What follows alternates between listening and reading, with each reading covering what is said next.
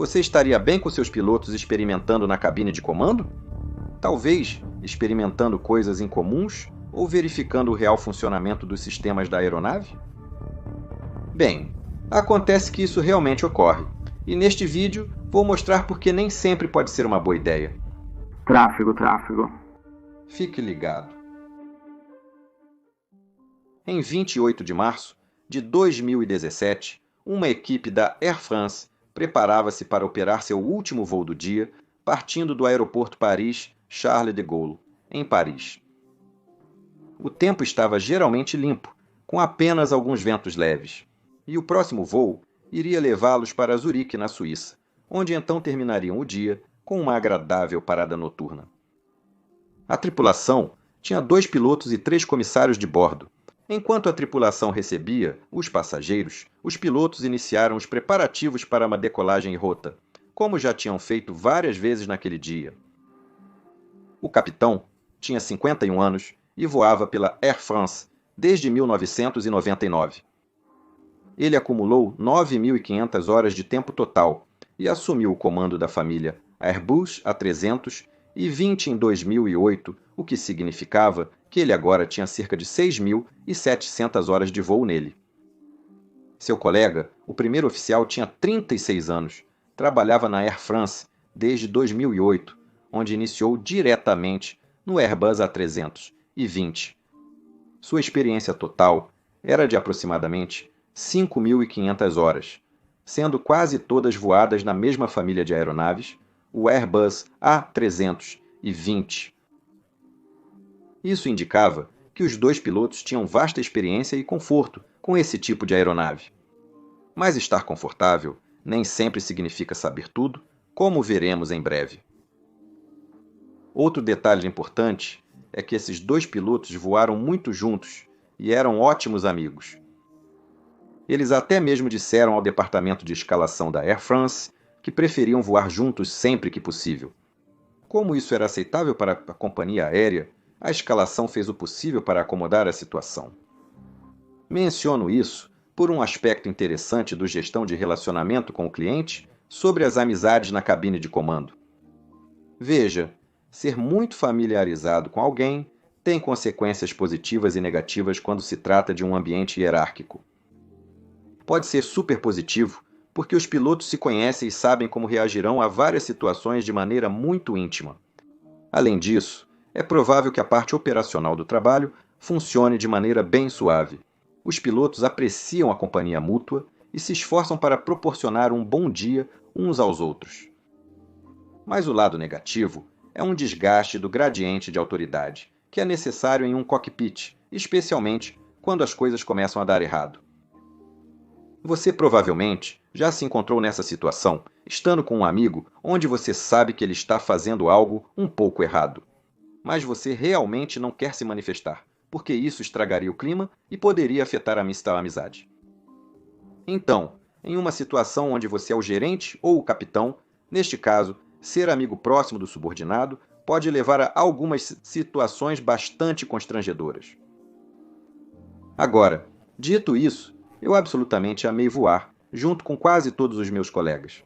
E especialmente quando você opera a partir de uma base menor, você pode acabar voando com a mesma pessoa repetidamente. E sabe, você só precisa fazer isso funcionar. Mas estar ciente de uma espécie de complacência social também é, portanto, realmente muito importante.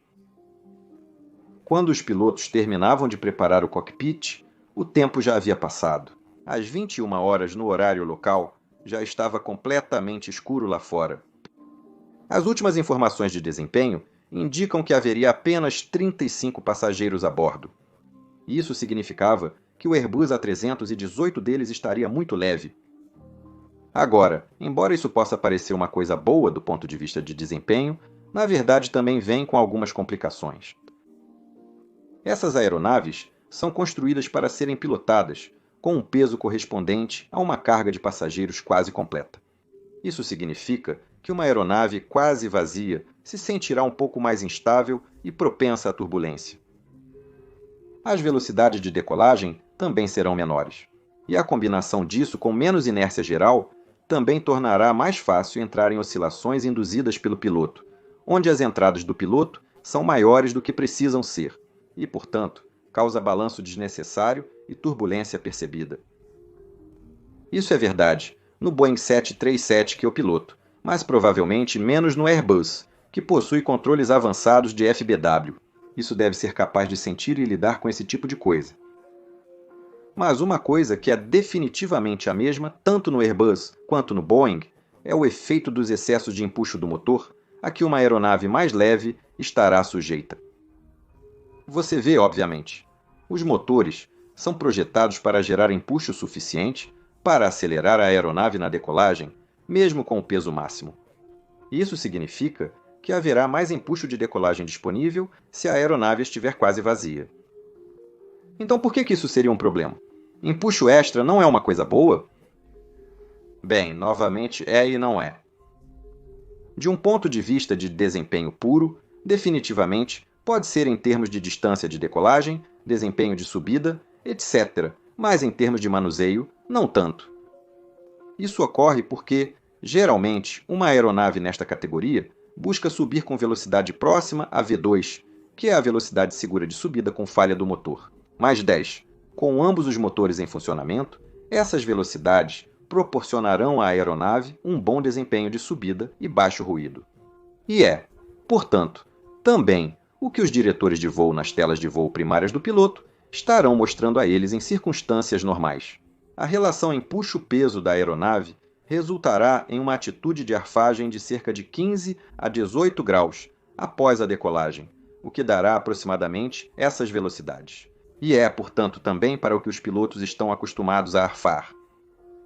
Mas se o empuxo permanecer igual e o peso for muito menor, então a arfagem precisará ser maior para atingir a mesma velocidade, e a aeronave subirá significativamente mais rápido. No entanto, os pilotos geralmente evitam atitudes de arfagem acima de 20 graus em condições normais, o que nesses casos pode resultar em uma arfagem insuficiente para manter a velocidade que acabei de mencionar, e então apenas deixar a velocidade acelerar em vez disso. No Airbus, os engenheiros que programaram os diretores de voo consideraram esse aspecto, e isso significava que o diretor de voo não aumentaria o ângulo de arfagem para mais de 18 graus, apenas deixando a velocidade acelerar. O objetivo de V2, mais 10 km por hora, é o mínimo, desde que não exceda a velocidade máxima dos flaps. Na verdade, não importa se a aeronave acelera um pouco, mas parecerá bastante incomum para a manipulação. Isso raramente foi um problema devido a outro sistema do Airbus, chamado temperatura flex. Agora, eu já mencionei isso antes em alguns dos meus outros vídeos, por isso você definitivamente deveria se inscrever no canal se ainda não o fez. Então vá em frente, faça isso, clique nele, coisas boas. Resumindo, para limitar o empuxo de decolagem, os pilotos podem calcular uma temperatura flex e inseri-la no computador de gerenciamento de voo. Essa temperatura induzirá os motores a usar menos empuxo, o suficiente para atender às limitações de desempenho de decolagem sem excessos. Isso tem o benefício adicional de reduzir o desgaste dos motores, bem como minimizar o consumo de combustível e o ruído. Então, realmente, não há desvantagem nisso. No Boeing, usamos um sistema similar conhecido como temperatura assumida, além de um par de desclassificações fixas que reduzem a saída de empuxo do motor por valores predeterminados. Mas a ideia é essencialmente exatamente a mesma. Existem momentos em que não desclassificamos, como em relatos de cisalhamento de vento ou pista contaminada. Mas na maioria dos outros casos, é muito recomendado usar essas técnicas. Então, de volta ao cockpit do voo 1414 da Air France, os dois pilotos agora tinham uma ideia mais interessante. Eles iriam fazer uma decolagem com empuxo total para praticar esse cenário incomum e obter mais experiência com ele.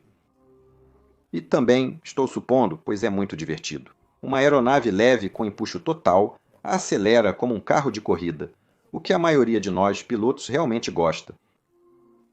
Devido às diversas ameaças associadas, o primeiro oficial também incluiu isso em seu briefing. Isso incluía uma aceleração muito maior do que eles estavam normalmente acostumados, bem como a necessidade de manter uma atitude de arfagem mais alta após a decolagem e uma aceleração mais rápida do que o normal durante a atração do flaps. Até este ponto, consigo entender o que os pilotos queriam fazer aqui. É importante que nós, pilotos, testemos coisas de vez em quando para obter experiência prática da aeronave em seu envelope de voo completo. E contanto que esteja devidamente informado e a situação do clima e do tráfego permita, então realmente não deveria criar nenhum problema real. Após o briefing, os dois pilotos concluíram suas listas de verificação.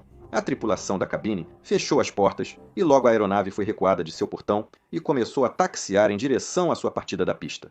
27 à esquerda. Durante o trajeto de táxi de 10 minutos até o ponto de espera, tudo transcorreu normalmente.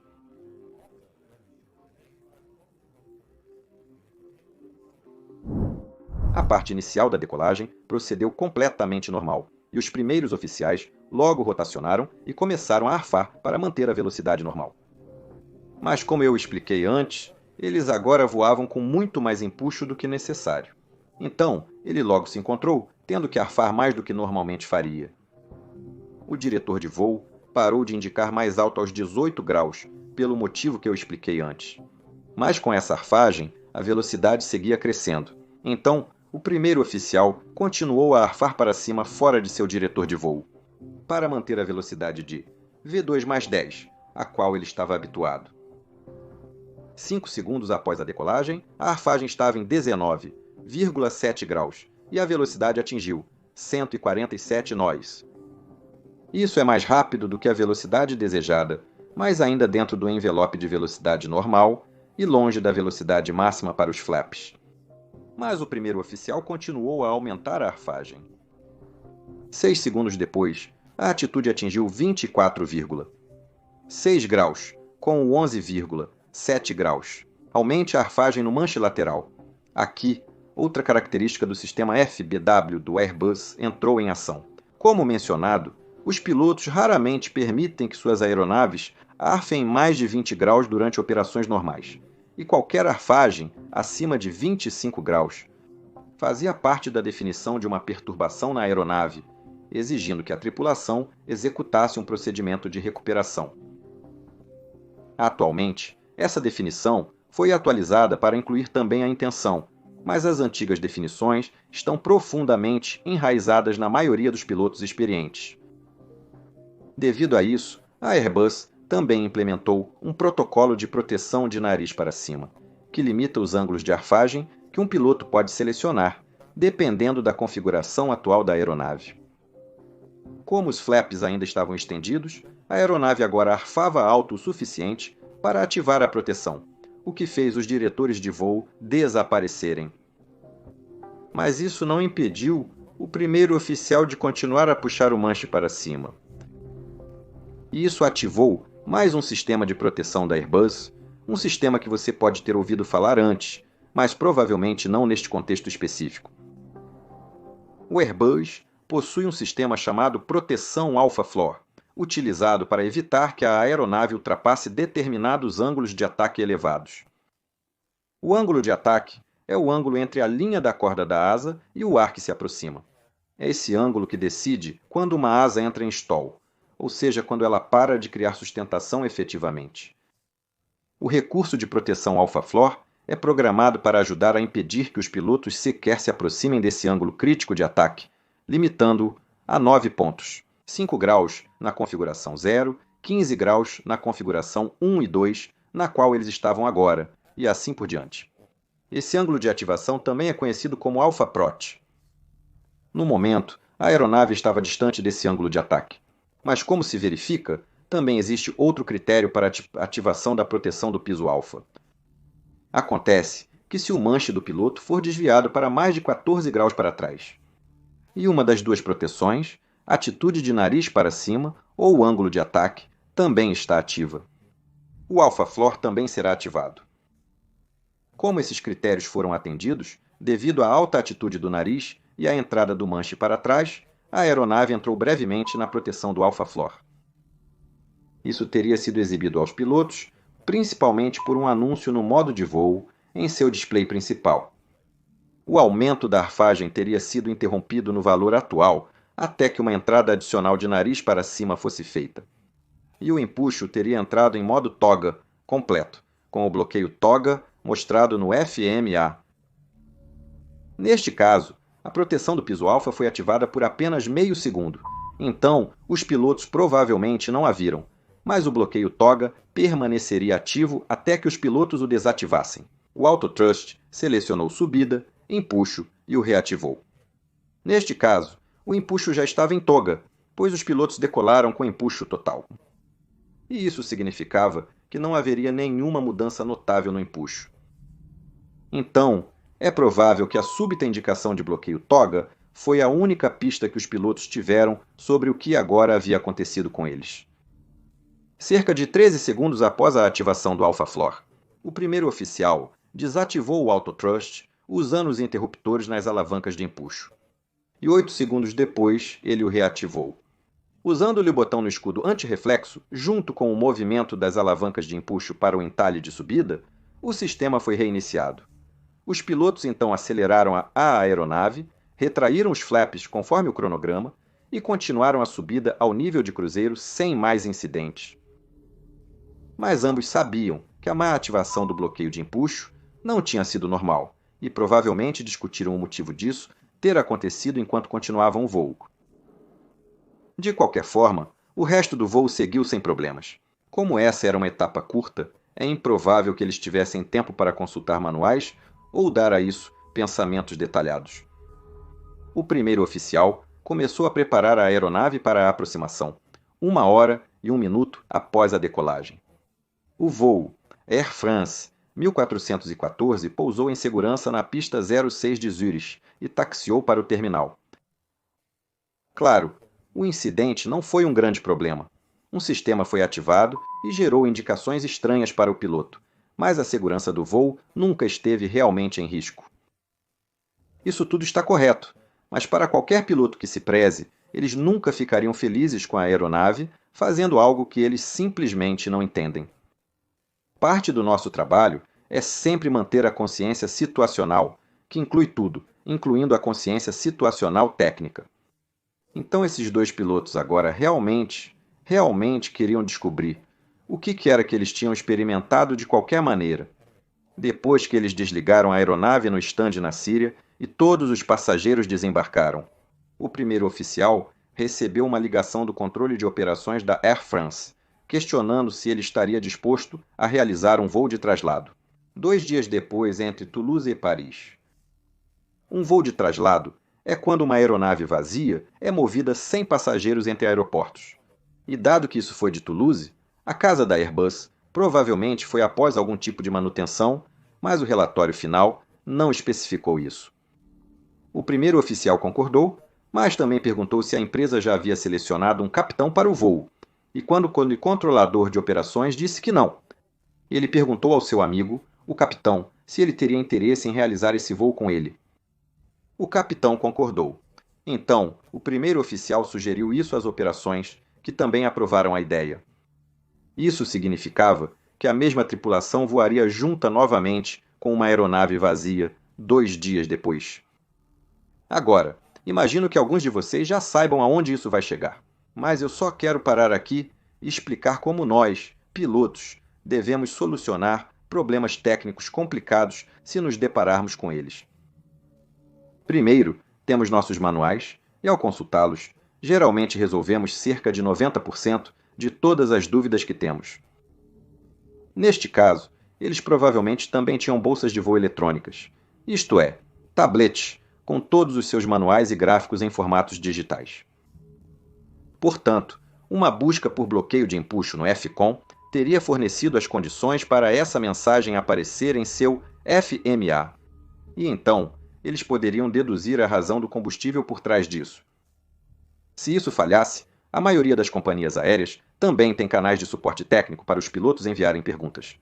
E se isso ainda não ajudasse, bem, então fazemos treinamento recorrente em simulador a cada 6 meses, no qual um cenário específico pode ser facilmente recriado. Mas isso não foi o que esses dois pilotos decidiram fazer. No dia 30 de março, os pilotos estavam na sala de tripulação em Toulouse, preparando-se para o voo de traslado para Paris.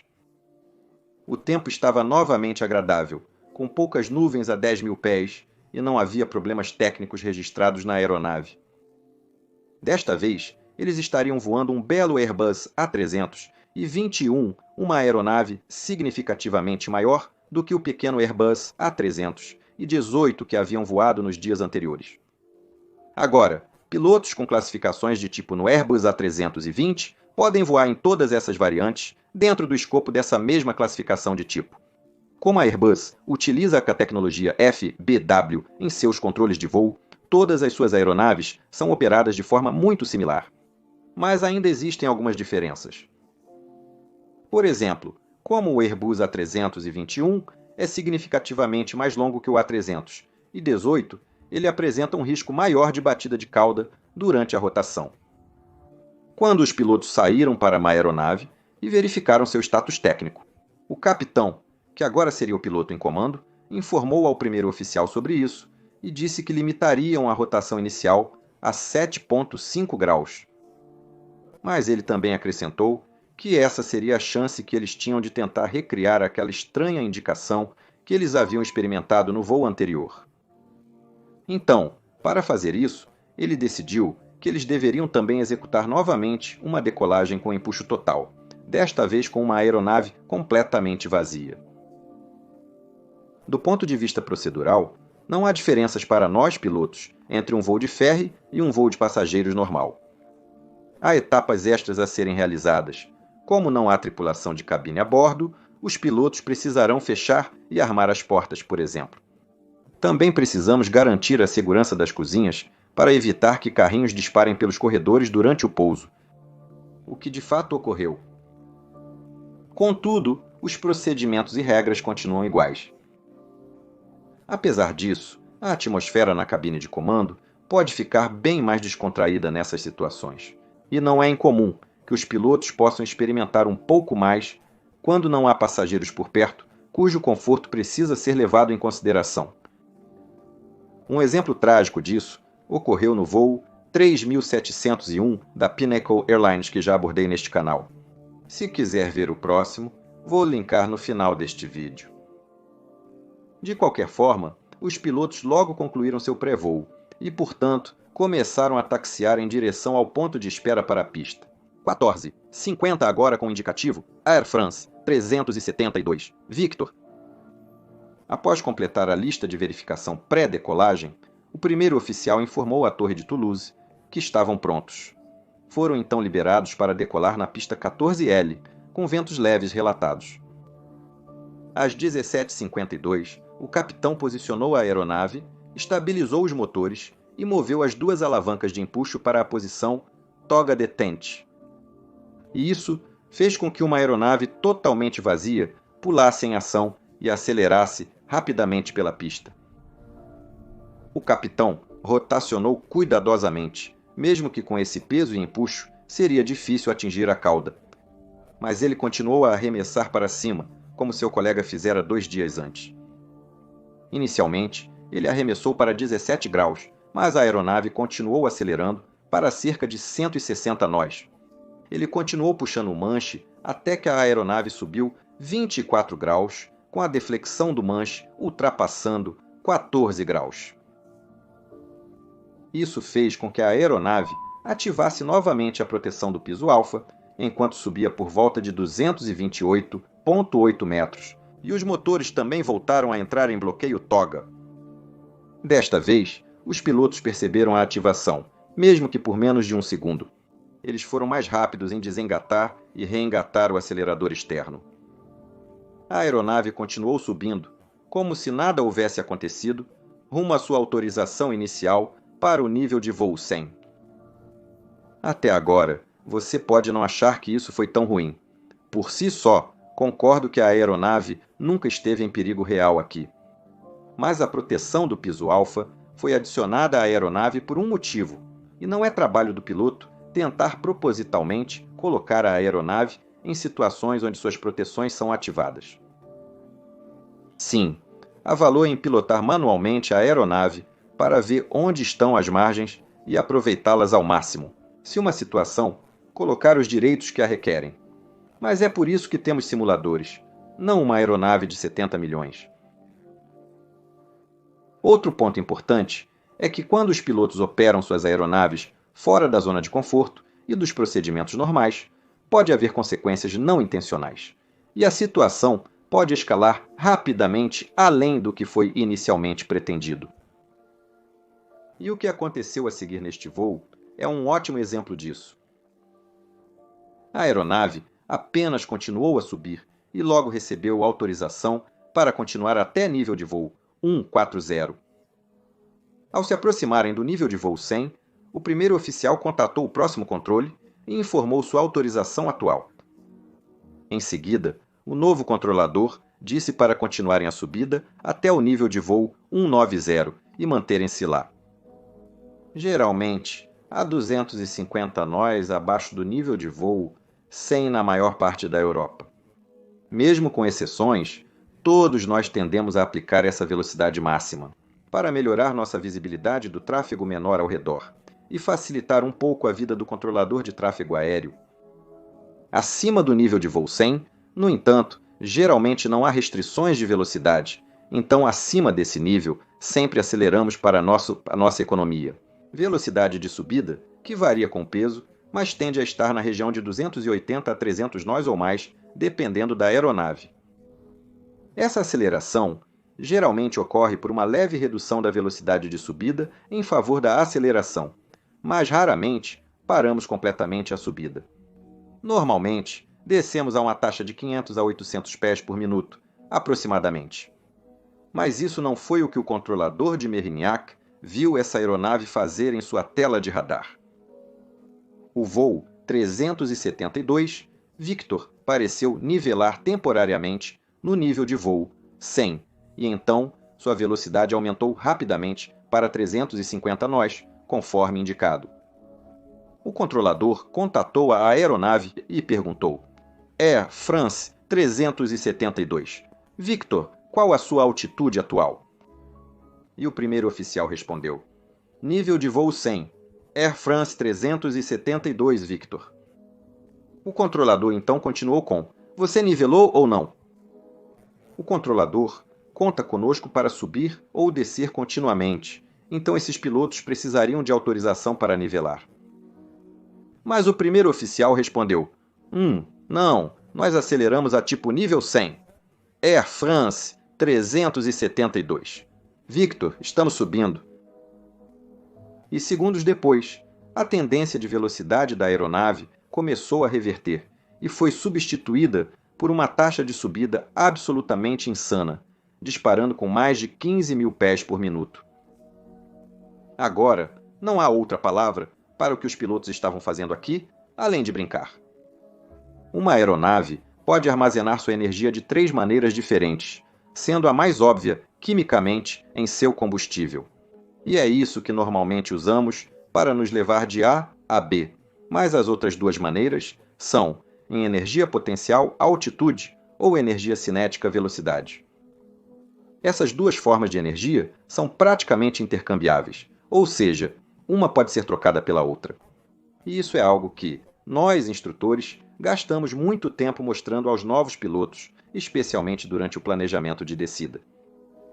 Frequentemente, os controladores de tráfego aéreo nos instruem a nivelar nossas descidas em determinadas altitudes, o que é um problema, pois estamos seguindo um caminho de descida pré-planejado em direção ao nosso aeroporto.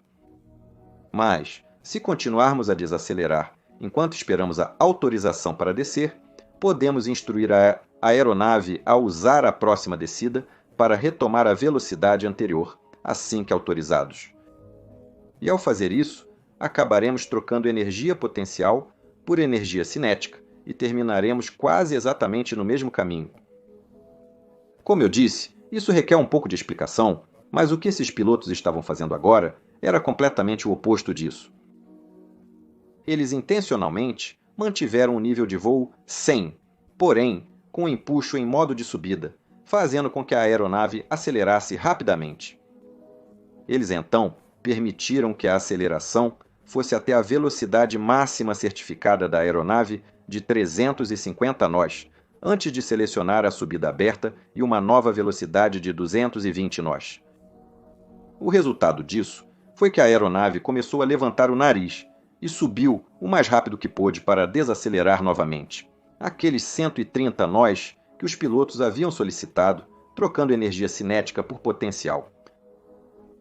Como estava vazio, resultou em uma velocidade de subida normalmente vista apenas em jatos de combate. Por que isso foi tão importante? Bem, como eu disse, consequências não intencionais você vê. Na mesma área, outra aeronave agora navegava tranquilamente no nível de voo 400. Isso é cerca de 40 mil pés, o que significa 21 mil pés acima da autorização do voo 372 Victor. O Sistema de Prevenção de Colisão de Tráfego, STCAS, rastreia os transponders próximos e ativa-se quando há uma potencial ameaça de colisão. O sistema TCAS nesta aeronave agora foi ativado e alertou seus pilotos para um potencial conflito de tráfego. 25 mil pés abaixo deles. Agora, ele não emitiu um aviso de resolução, que é quando os pilotos teriam que manobrar, apenas um aviso de tráfego. Mas os dois pilotos em nossa cabine do Airbus não tinham ideia disso, porque o TCAS deles não foi ativado. O motivo disso é que o sistema TCAS desativa todos os seus avisos se uma taxa de subida de mais de 10 mil pés por minuto for detectada. Algo que esses dois pilotos desconheciam.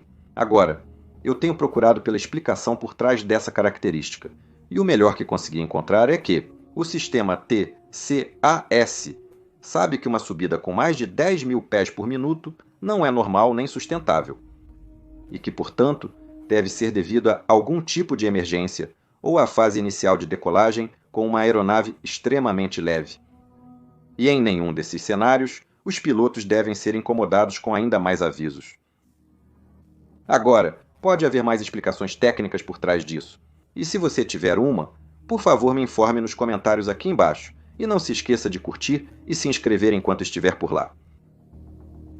O controlador, que havia visto o nivelamento e a subsequente subida extrema, rapidamente chamou a aeronave e pediu para reduzirem a subida, porque você está fazendo todos os sistemas piscarem aqui. O que ele quis dizer com isso não foi mais elaborado no relatório final, mas é provável que essa taxa de subida enorme, que havia ativado o TCAS da outra aeronave, agora também alertou o controlador sobre esse potencial conflito. Ou foi apenas destacado em seu radar como algo realmente incomum. Os pilotos responderam, reduzindo rapidamente a taxa de subida, e em seguida, o piloto automático capturou com sucesso. Nível de voo 190 sem problemas ou excesso, e voo 372. Victor continuou subindo rumo ao nível de cruzeiro. O restante do voo continuou sem mais nenhuma confusão. Após 1 hora e 2 minutos, a aeronave pousou na pista 08 do aeroporto Paris-Charles de Gaulle e taxiou até seu ponto de estacionamento. Não está claro se a tripulação relatou isso ou se esses dois incidentes foram destacados pelo sistema de monitoramento de dados de voo da empresa. Sabemos que a gravação do cockpit foi sobrescrita, então este relatório baseia-se no gravador de dados de voo e nas entrevistas subsequentes com os dois pilotos. A conclusão do relatório foi que, embora não seja uma má ideia que os pilotos pratiquem certas manobras na aeronave, provavelmente é melhor usar simuladores para esse tipo de coisa, ou utilizar o suporte técnico que eles tinham disponível para eles. Também ficou claro que os dois pilotos não entendiam totalmente as consequências e implicações técnicas de suas ações, como evidenciado pela subida em forma de foguete. E isso apenas apontou ainda mais na mesma direção. Até agora, nada de fato perigoso ocorreu nesses voos.